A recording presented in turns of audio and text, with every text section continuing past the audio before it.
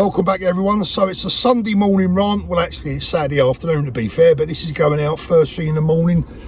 2 or 3 things to talk to you about today. First of all, the rather odious Daily Mail. Yes, the newspaper that we all used to think was kind of on our side and was prepared to tell the truth. Well, their gaslighting of the nation continues to go into overdrive, at least today. I mean, I woke up this morning, had a quick look at the Daily Mail online for my sins, and there it is. The Daily Mail was returned to being a populist newspaper with what you would call genuine right-wing views. 3 stories took my eye immediately. The big headline was about the 2 parents that had been arrested after having a WhatsApp exchange with other parents, and 6 police officers turned up at their home to arrest them and handcuff them and cart them away to a waiting cell over pretty much next to nothing. And again, I had a little look at that video, just have a little look at the state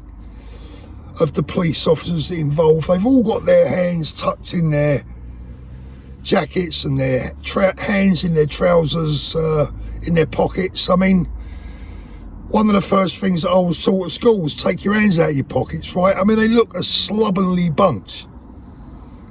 A slovenly bunch of thought police going to arrest mum and dad. I hope their parents are proud. Anyway, that's another story. So that's the first story that the Daily Mail highlighted as injustice in the UK. The British people are losing their freedom of speech. Blah, blah, blah, blah. The next story was the French apparently are close to a second revolution.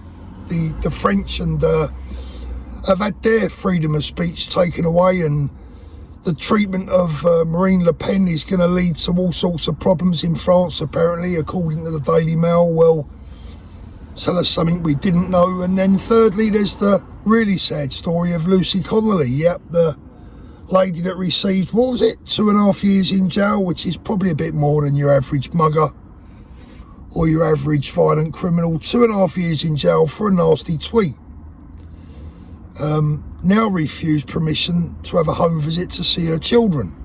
Remember, this is a lady that had already lost one of her children in a tragedy previously, before she went to prison. The empathy shown by the judges and the justice system of this country is non-existent, right?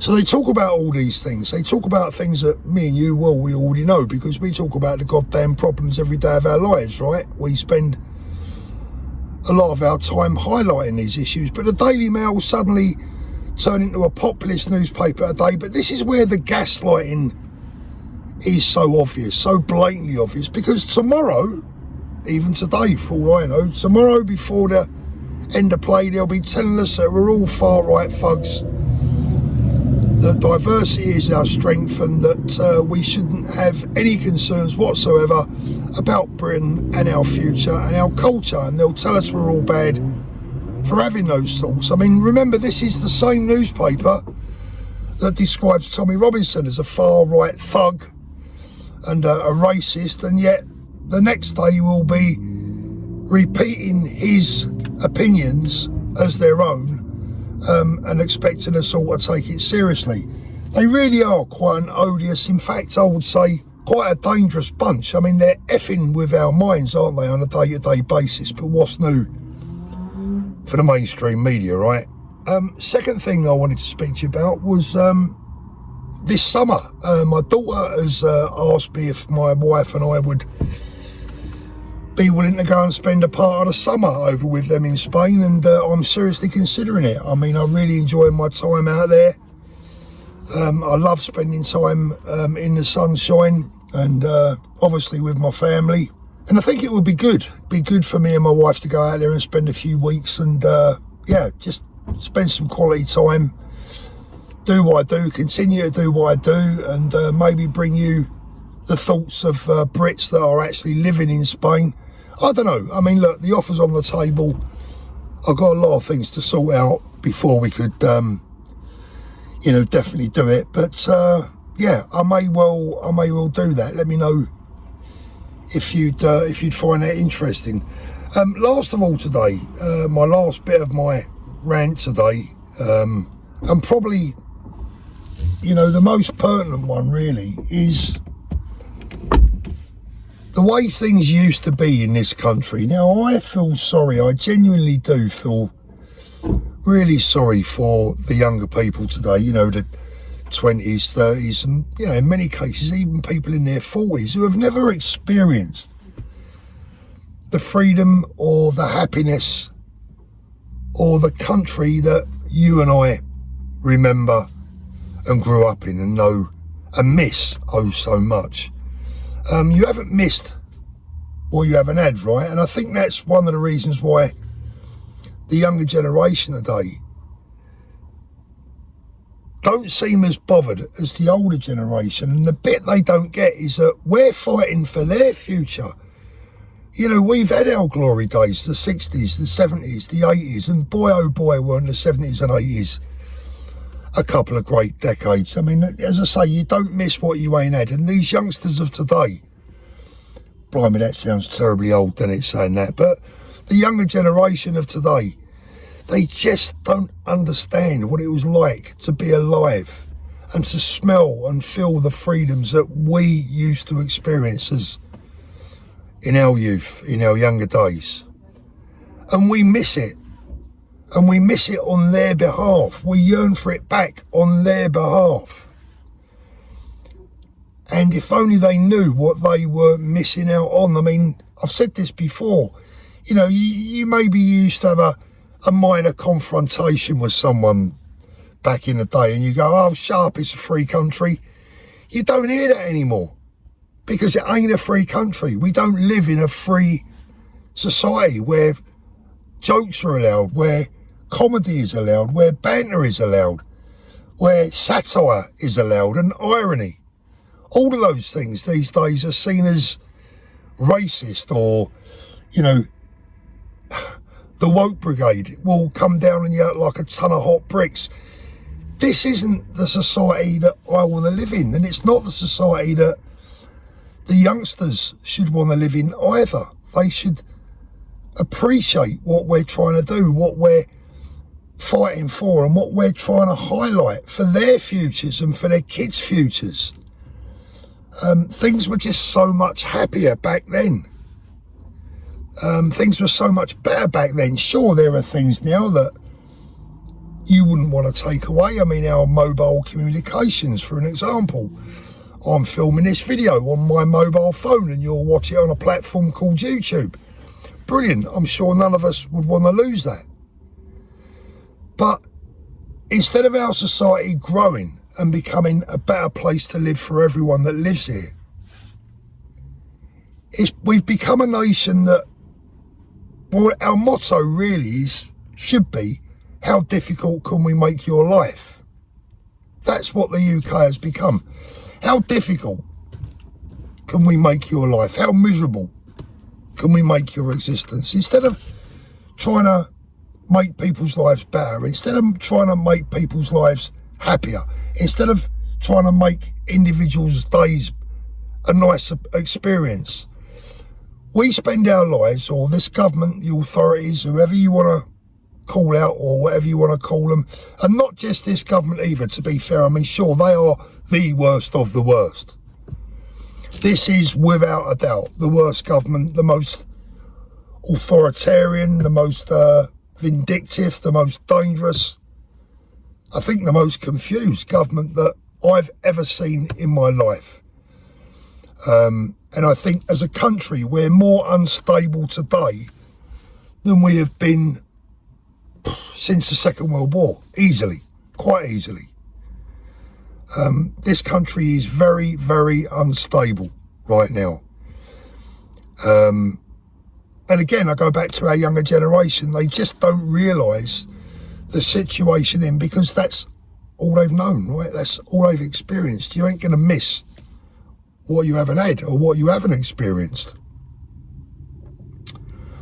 But for me, living back in the 70s and 80s, when I think back, when I reminisce as to what life was like then and the worries that we didn't have, we didn't have to worry about what we said.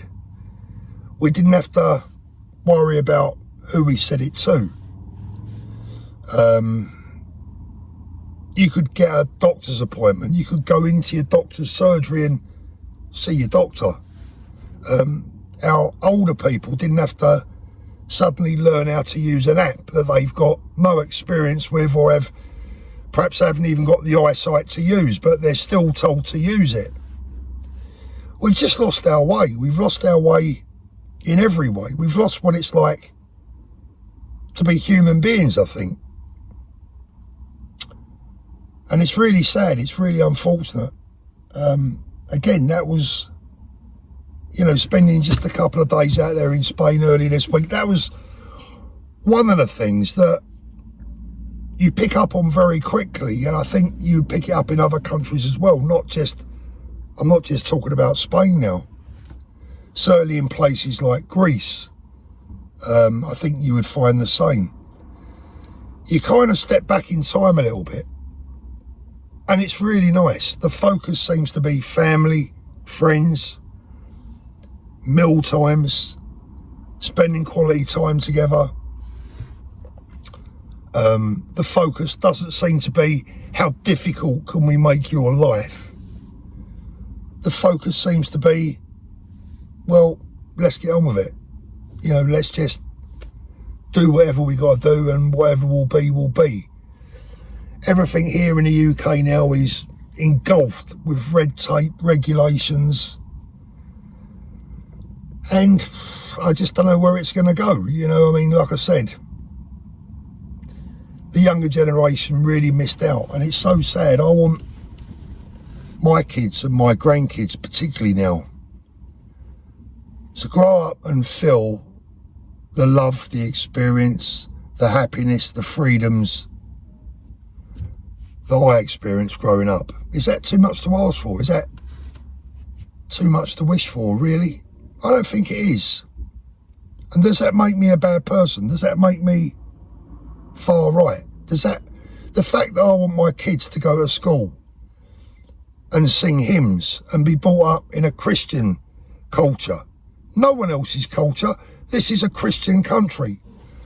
With all due respect, I'm not interested in anyone else's religion or culture. They're welcome to it, and I'm happy for them to have it behind closed doors, in their places of worship, in their homes. They can do whatever they like, but I don't want to see these cultures and other religions that in some cases border on prehistoric values and beliefs. I don't want to see this stuff pushed on to our Christian culture and our children, who should be brought up with Christian values. And I go to the school that had cancelled Easter. Easter, when I grew up, Easter used to be the one day of the year, actually, you were more likely to find the shops shut on Easter Sunday than you were on Christmas Day. Easter was always taken very seriously in the Christian calendar. But it's all disappeared. It's all gone. It's all disappearing faster than ice in the desert. And frankly, I haven't got the answers. I wish I did. I think that we need the younger generation to open their eyes, open them very wide, and they need to open them very quickly, because if they're not careful, they are never going to experience the life that we have. The generations that came before us gave their lives because they could see down the road. They gave their lives for us because they could see further than the nose on their face. The younger generation today, they don't look down the road. They cannot see they can't even see the tip of their nose, let alone beyond it. Now, I don't know the cause for that. I have my own theory. I think they've been indoctrinated in schools, and I think in many cases parenting has been lax, especially when it comes to teaching our kids where they come from and who they are. But yeah, it's a worry. Younger generation, wake up. Wake up before it's too late.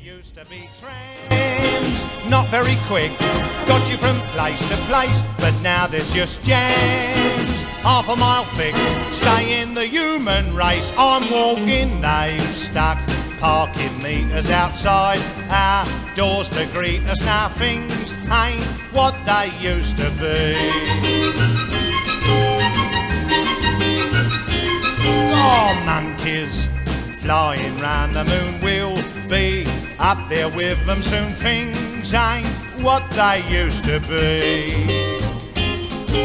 Once our beer was frothy, but now it's frothy coffee. Well, things ain't what they used to be.